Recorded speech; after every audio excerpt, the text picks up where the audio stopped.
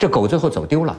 走丢了，哎呦他妈那个找啊，痛苦不堪，痛苦不堪。最后在广州日报那个报缝中间登那个寻狗启事，还一天好多人电话打进来，他妈妈真的就去找啊。最后还真有一个人说见着了，在番禺，说怎么着，他妈就一路跟着那个人的电话呢指找到一个大排档，问那个店主，就说是不是有这么一个狗？哎，他说还真是，说在哪儿呢？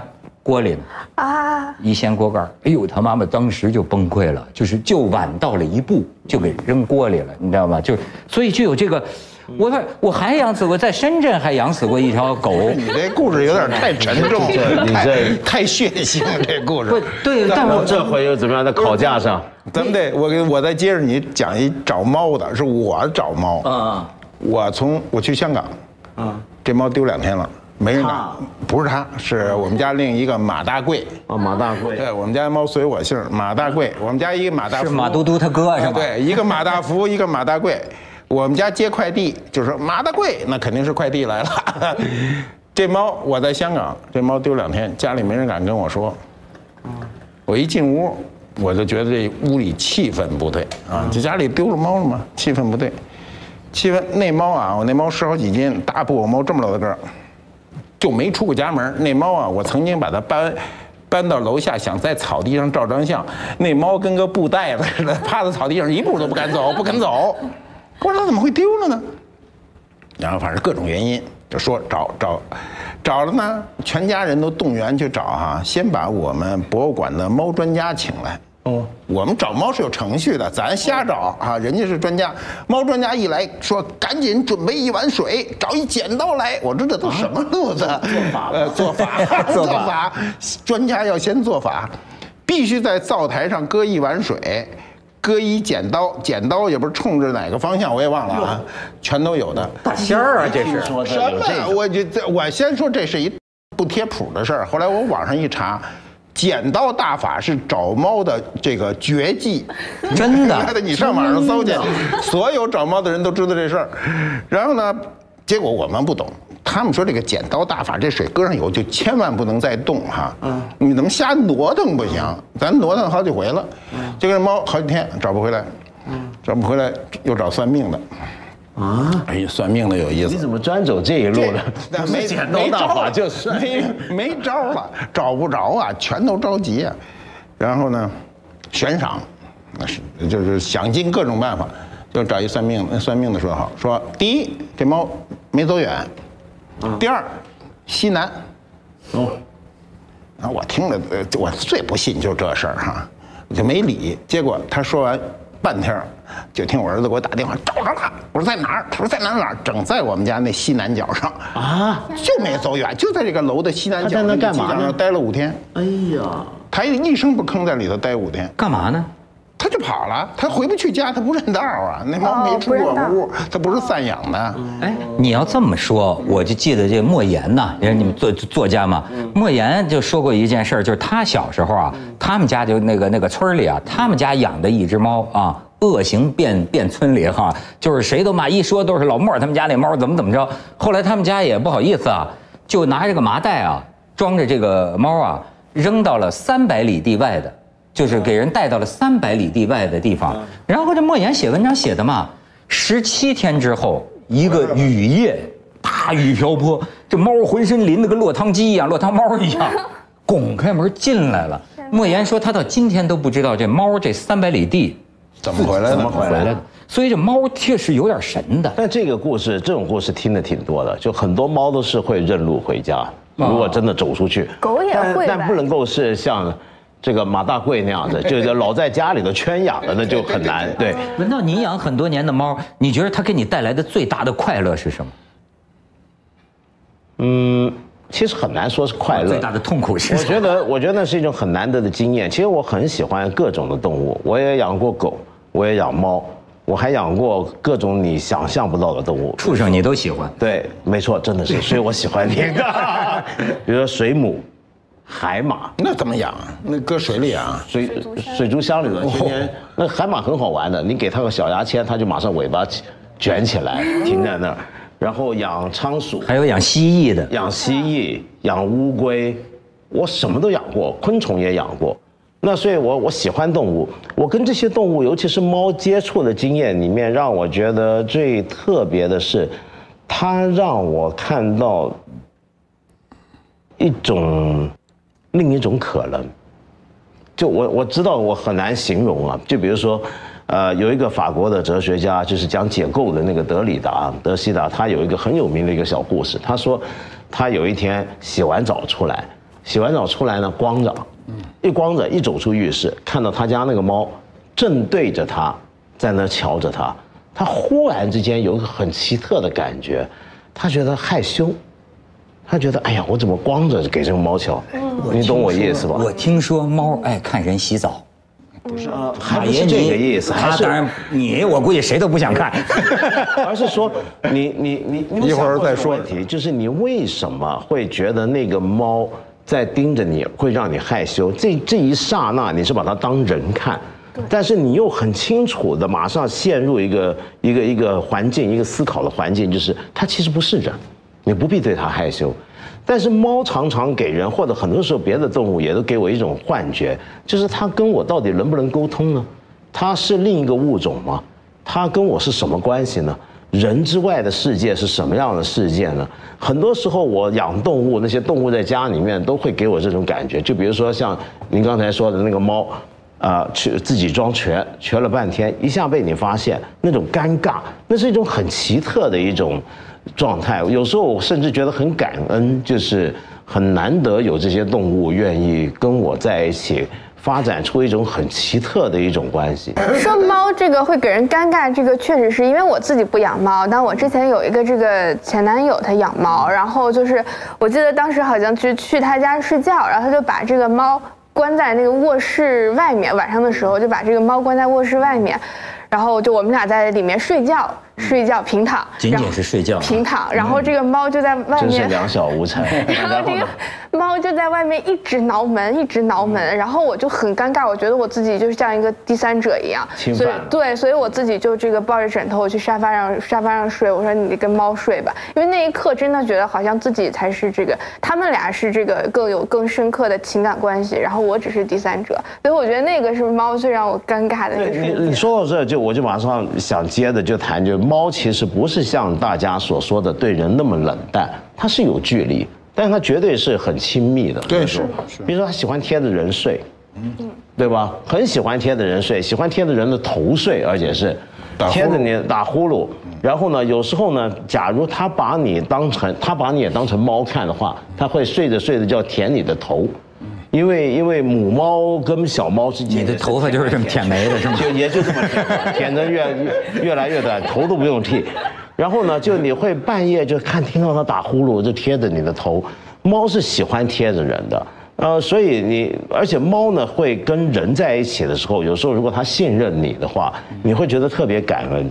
你会觉得你好像，很神奇的不是一个人信任你，不是一个陌生人。夜深人静的时候，因为我老晚上写东西嘛，夜深人静的时候，你可以去打搅它，它不打搅你。对，如果你旁边弄一人就不行。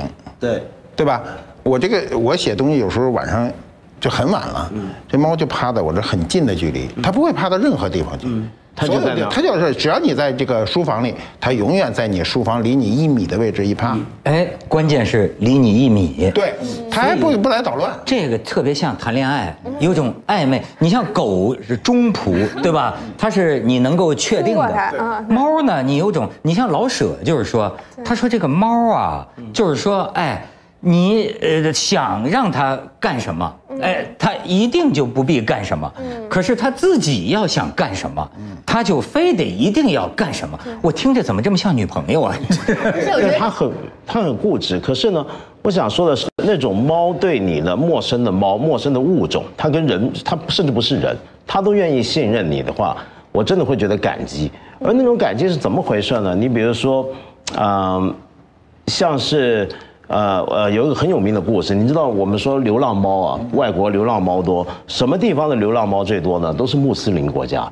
因为穆斯林国家对猫是特别好的，所以你去土耳其、去埃及，都是猫，而且他们都照顾猫，都不打搅猫。为什么呢？因为伊斯兰教里面对猫是特别有好感的。这是基于一个传说，那个传说就是先知穆罕默德有一天坐在那儿的时候，有一只猫就睡在了他们穿那个大长袍嘛，睡在他那个袍的袍角，睡得很香。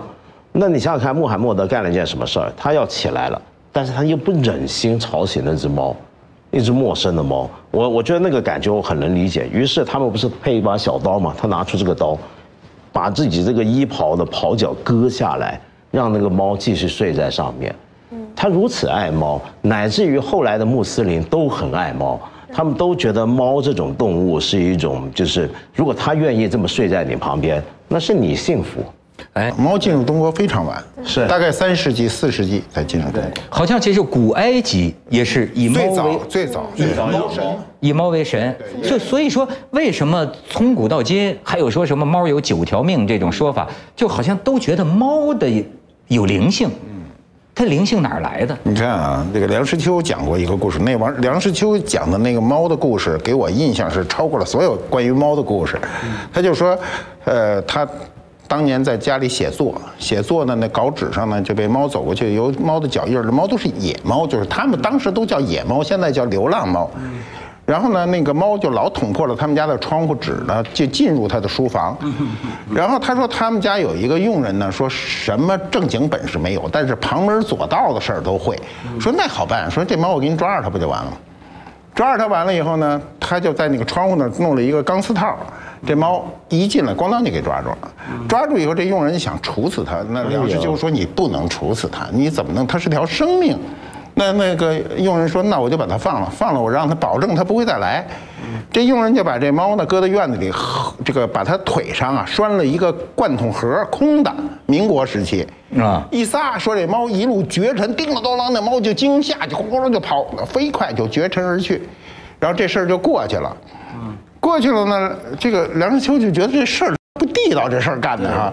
晚上梁实秋在那儿写东西，夜深人静，突然听房顶上当啷一声，然后一会儿当啷有一声，就这罐头盒过瓦的声他听见了，然后又听见这猫咣上树，当啷跳地上，咣啷那个罐头盒，如果没有这罐头盒，你根本不知道猫来了。这时候那猫咣当又进了他的书房，这时候他就过去一看，这猫噌的就上了他那个书架的顶上去了，一看上头有一窝小猫，母性啊。哎呦，一般的猫要经过这种惊吓，它绝对不可能再回来了。哎呦，听到这故事啊，我当时那是多少年前我看的，我看完了以后啊，头发都立着。就说这个猫的这种灵性和它不畏这种，就算艰险吧，不畏艰险要能回来，我们有时候人都做不到。真是母性。而且呢，就是说他们讲，就说这是为什么？你看为什么狗是这样，为什么猫是那样？按说都是人这个驯化有关系哈。后来他们讲呢，说你看狗为什么合群啊？狗有团队精神、团结精神等等啊，或者跟人呢就特别亲呢？因为过去训狗完成的任务啊，比如说狩猎啊、牧羊啊，这些都是需要跟人呐密切协作的，是直接帮人忙的。但是说训练猫是干嘛呢？逮老鼠的，逮什么叫害兽？对，猫干的活是它独行侠，它独立就能逮老鼠了。所以呢，你看慢慢养成它跟人呢有种若即若离。我觉得肯定就是，比如说，我觉得我拒绝养猫是因为。我觉得我要一养猫，肯定就孤老终身了。我现在还有点这个张爱玲啊，对，肯定有还有这个多余的爱，我就想这个投射在这个恋爱的。对，我觉得我一养猫，我肯定这点爱也给我消耗光了。你太夸张，我认识很多单身女孩子养猫，感情生活都很丰富。是吗？因为我原来很小的时候看过一个美剧，就是说这个孤老终身养了个猫。我知道，因为我觉得这是猫被投射的一个坏印象，一般都是一个老姑婆就抱着猫，然后在房子。你什么意思？老我这包半天了。我们这么美丽的猫，真是，你瞧这说这个养蛇，我想到我原来有一个朋友，他是买了一个荷兰猪，但是那个结果他其实被骗了。其实因为买的时候很小嘛，觉得原来不是荷兰猪，就老鼠。其实不是，其实是一个真的猪，就是他就后来就越养，因为他后来发现是一个真的猪，他也没有办法把它扔了，因为已经有感情了，所以就越养越大，越养越大，然后就养到巨大，后来就那个屋子已经装不了了，但后来这个买房子了，就换了更大的房子，还有电视台来采访说，哇，怎么能养出这么大的猪？然后就把猪当这个宠物。那后来那个猪就死了，然后死了之后，他们吃吗？他们不吃，不吃，他们就是要想找养猪养久的人还不吃猪，对他们就想把这个猪找个地方埋，然后呢，就是把它这个包在一个黑的这个胶皮袋子里，然后慢慢的小心翼翼的下楼，这个放在车的后备箱，然后呢，结果就找了一块风水好的地方下车，想把这个猪给埋了，然后就后面警车就跟过来。说肯定也这是干啥了？见一伙人提这个包下。但确实，你说这个养猪，即使你看着就是，他们都有感情，就不会想说把它吃了什么的，所以就是真的。就你说现在很多年轻人都喜欢养个宠物什么的，我不是说我克猫克狗啊，我也不知道为什么，就是说。我一看见就是家里，你看现在家里又养个小狗哈，我怎么看见它，我经常会就是觉得特别。你家现在养小狗啊，特别心酸，为什么呢？你觉得我也是人的这个投射啊？心酸什么呢？我老觉得他是个孤儿，我有时候看他一个人在那跑啊，我就觉得，哎呀，你说这一出生连爹妈都不知道。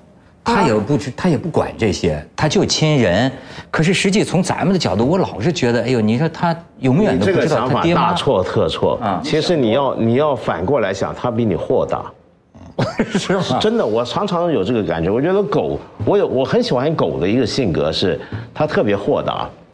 我举个简单例子，我在香港，我每个月捐钱给一个小机构，那个机构就是专门养那些受伤的动物啊，有些是瘸了的狗。比如说，就前阵子有这么一只狗，我有助养的狗死了，它是一个雪橇狗，就是那个阿拉斯加那种西伯利亚那种，现在哈士奇是吧？我们国家特别多人喜欢，很大。它呢，就整个后半身是瘸的，要拖着在地上走，因为它是被它其中一个前主人用棍子敲断了它的脊椎骨，那就被弃养，而且那当然了，就弄成这样，然后就被这个组织接过来，那还把它医好了，还带着它下楼去逛，它就这么拖着腿逛。但是你看它，我觉得特别感动的是什么？就它是被人伤害过很多次的，从小被人欺负，直到把它弄成这样。但是它看到人就摇尾巴，看到人就亲。他看到哪怕是我陌生人，我第一次去看它，我摸它。他就过来舔我，这奴才当的。很多动物，它们特别的大方，那些狗，它不小心眼，它不会斤斤计较，它不记恨不记仇。你可以说它是没记性，但在这个意义上，我觉得没记性难道不是一件好事吗？哎，马爷，你觉着你对它好，对它不好，它对你的反应有不同吗？当然不同，它很聪明。你对它不好，你按理说是狗会看人脸，猫也会。你如果非常不高兴。他就不会过度的来太亲近你。如果他觉得你很高兴，他会比如跳上你身子，让你抱他一会儿。猫一般很少有猫能像这样长时间抱着的。哎，真的是啊，因为这个猫因为岁数大了，它是我捡来的，它这么大点儿，我从草地上捡来的。你们家这猫养的真跟猪似的，我刚才看来了好几个，那个肥呀，我都没见过这么肥的猫。没有，这个算减肥的，这个还可以，这毛多而已。这猫是有土耳其繁猫血统。什么猫？土耳其繁猫。怎么？土耳其繁猫是土耳其泛湖地区的一种猫，这猫唯一的特性是不怕水，可以跳水里游泳。哦，这个在我们博物馆里，就你们家那猫浮不上来的。这猫经常在我们有那个鱼池子，就下爪子捞去，它不太怕水。有的猫沾一点水都不行，对啊，它不怕。那我再问您，你说喜欢猫的人和喜欢狗的人，你能看出不同吗？性格上，其实我觉得啊，我是既年轻时候喜欢狗，现在喜欢猫，是因为年龄大了，精力不够。狗的精力太充沛，猫它不太跟你商量，狗是天天早上跟你商量出门，你哪受得了？对，咱出去遛弯去。哎呀，你这受不了啊！再说狗跑起来，咱那腿脚没原来利索，追不上了。对，我过去就以为啊，就听着好多这个忠犬的故事，这听着人特感动，往往都是狗啊。所以我一直对猫啊，我觉得猫跟人有那种距离和神秘感，你有时候就弄不清他对你的感情究竟到什么份儿上。后来呢，我看见一个，就是说夏衍老先生是吧？知道。夏衍老先生养一只猫，这个老猫，然后呢，就是在过去这个年代，夏衍被整过，坐过几年牢。那坐牢的时候，这个猫啊，其实已经快老死了。这个猫最后一年呢，就是等于卧在那儿啊，奄奄一息，每天是睡的时候绝对比醒的时候长好几倍，就是基本上都在睡。然后呢，但是就一直没死。后来呢，这夏衍出来了啊，这可能也这个平反了啊，出来了，回到家，哎呦，这个猫一见夏衍，几年没见那么活跃，哈，跟他玩了一阵儿，然后其后几天不吃不喝就去死了。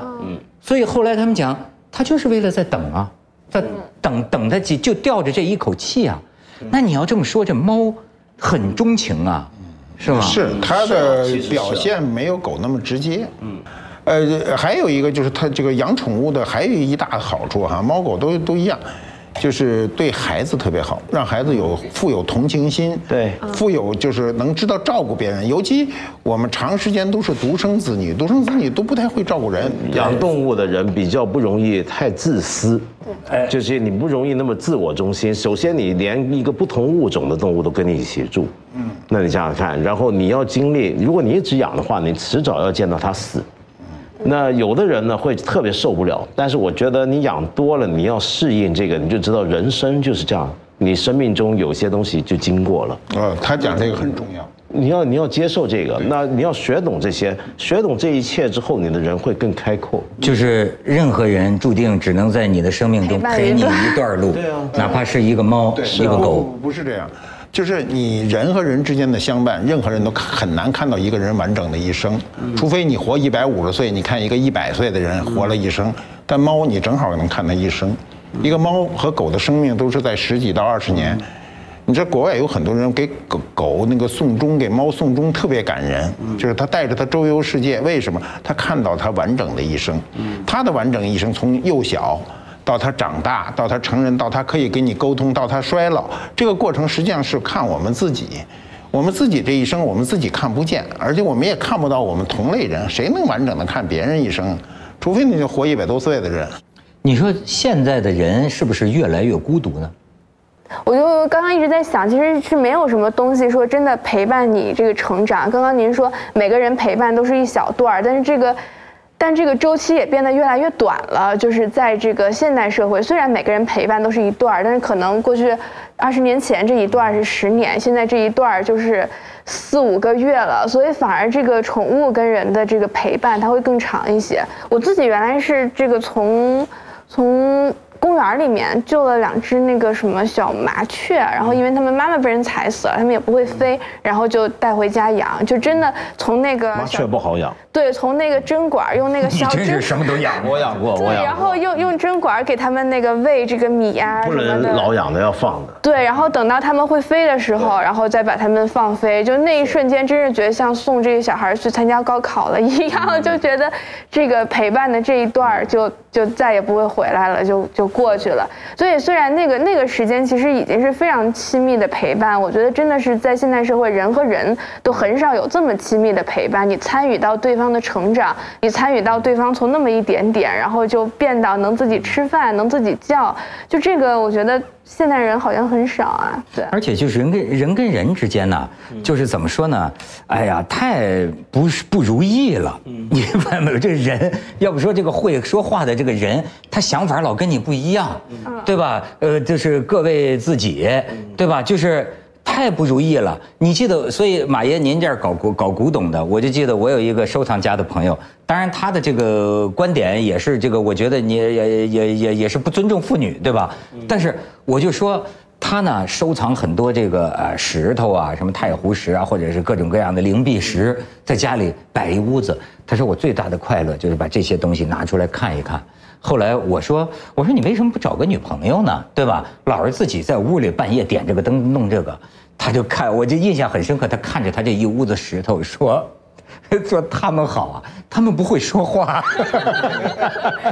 你说，哎，这人是不是非常自私的一种东西？就你需要一个全心全意，似乎是为了你存在的。没有，这很多人只是不愿意跟人相伴而已。我觉得倒还不一定是多自私，有时候就这么极端的话，你比如说那要不然什么叫梅妻鹤子呢？